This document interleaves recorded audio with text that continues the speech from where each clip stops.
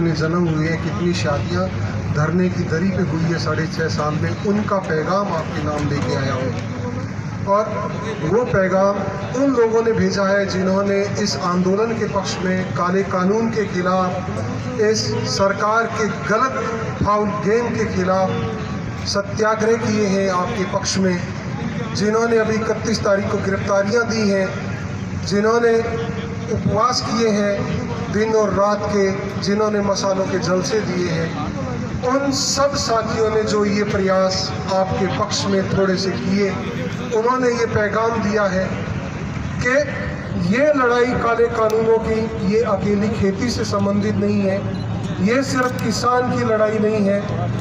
ये हर उस आदमी की लड़ाई है जो रोटी खाता है, ये हर उस आदमी की लड़ाई है जो सांस लेता है, ये हर उस आदमी की लड़ाई है जो इस देश में जिंदा रहना चाहता है। कि असीमित भंडारण के कानून से जब रोटी गरीब की थाली से छूट जाएगी, उसकी पहुंच से बाहर हो जाएगी,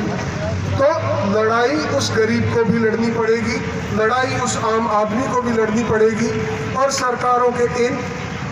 काले कानून बनाने के चलन से, कारपोरेट घरानों की सेवादारी के चलन से उनको हटाने के लिए प्रयास करना पड़ेगा। और इस विचार को हमें कहीं न कहीं आगे बढ़ाना पड़ेगा कि जब पड़ोसी के घर में आग लगती है, हम चुप रहते हैं, तो निश्चित ही अगली बारी हमारी होती है। इसी तरह जब हमने ये देखा कि हॉस्पिटल प्राइवेट जा रहा है, मुनाफाखोरों के पास जा रहा है, स्कूल मुनाफाखोरों के पास जा रहा है, भारत की ट्रेन मुनाफाखोरों के पास जा रही है, मजदूरी के कानून में मजदूरों का शोषण बढ़ाने के लिए 8 घंटे काम की पाबंदी का जो नियम था वो टूटते जा रहे हैं, और हम सब चुप हैं। तो ये हमारी चुप्पी का नाजायज फायदा उठाने के लिए और इस तरह के प्रहार करते हैं। किस तरह से संवैधानिक परंपराओं को तोड़ के, किस तरह से संघवाद की भावनाओं को छोड़ के, देश के फेडरलिज्म को तोड़ के और अधिनायकवादी तरीके से हम कानून ले आते हैं, लेकिन चुप्पी रहती है। इस आंदोलन का सबसे बड़ा एक पॉजिटिव जो इस देश में उभर के आया है, जो सलामी के काबिल है, वो यही है कि सरकारें जो निरंकुश हो गई, अपने अधिकारों को छोड़ के राज्यों के अधिकारों में जाके मनमाने कानून बना रही है, शोषण के कानून बना रही है, उसके खिलाफ एक आवाज खड़ी की है। एक उस फेडरलिज्म को जिंदा करने की कोशिश की है कि केंद्र सरकार अपनी हद में रहे, राज्यों के लोकतांत्रिक अधिकार भी जिंदा रहे, वो भी अपने काम करें, लोकहित की बातें आगे बढ़े। ये चीजें अगर आगे बढ़ती हैं तो निश्चित ही इस देश के लिए बहुत शुभ की बात है। और ये अकेला किसान के ऊपर प्रहार नहीं है, बल्कि इस देश के संविधान की आत्मा पे प्रहार है, जो सबको समता की बात करता है, लोकतांत्रिक अधिकारों की बात करता है, सबको न्याय देने की बात करता है, सबको समता और बराबरी की बात करता है। तो वो बराबरी जो छीनी जा रही है, हर बराबरी कारपोरेट घरों की तरफ, मुनाफाखोरों की तरफ पहुंचाई जा रही है। हर मौका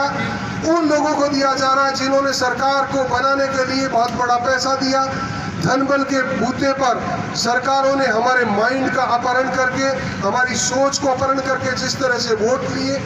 वो सारी की सारी चीजें आज आप सब इन दरियों के माध्यम से बैठ के जो सवालिया निशान लगा रहे हो और एक बड़ी ताकत को चैलेंज कर रहे हो, जो बंदूकों के दम पे, इन पुलिस के भाइयों के दम पे फुनफुना रहे हैं, उनका फुनफुनाना जो बंद करने की ये कोशिश है, ये निश्चित ही स्वागत के काबिल है। हम लोग इसका सदा ही सहयोग करेंगे, जब भी, जहाँ भी, जैसा भी मौका मिलेगा। हमारे वो साथी आईडीपी के साथी आपके साथ कंधे से कंधा मिला के चलेंगे। और इसमें हमें ये सोचने की शुरुआत करने का वक्त भी है मित्रों, कि किस तरह से हमारे शासक, हमारे जो लीडर जिनको हमने चुन के भेजा और जिस राजनीति से हमने उम्मीद की कि ये समाज की बेहतरी के लिए काम करेगी, लेकिन उन्होंने सिर्फ और सिर्फ अपने आकाओं का, जिनकी जगह की खावे बाजरी, ढेंगे भरे बाजरी स्टाइल से सिर्फ और सिर्फ अंबानी अडानी पर के लोगों की जगह सेवा शुरू करी। उस सेवा को चैलेंज जो आया है, वो चैलेंज आज आगे बढ़ाना ही पड़ेगा और उस पर यह सोचना पड़ेगा कि किस तरह से जो गलत नुक्ते आ गए, फाउल गेम आ गए, गलत एजेंडे जो हमारे सामने पेश किए जा रहे हैं, उनको हटाएं और इस निरंकुश सत्ता पे अंकुश लगाएं। वो शुरुआत अब यहाँ से करने की जरूरत इस रूप में है कि राइट टू रिकॉल भी हमें मिले, कि जो लीडर हमारा कह के गया था कि आपको एमएसपी दूंगा, इस बात पे आपने वोट दिया था, जीतने के बाद उसमें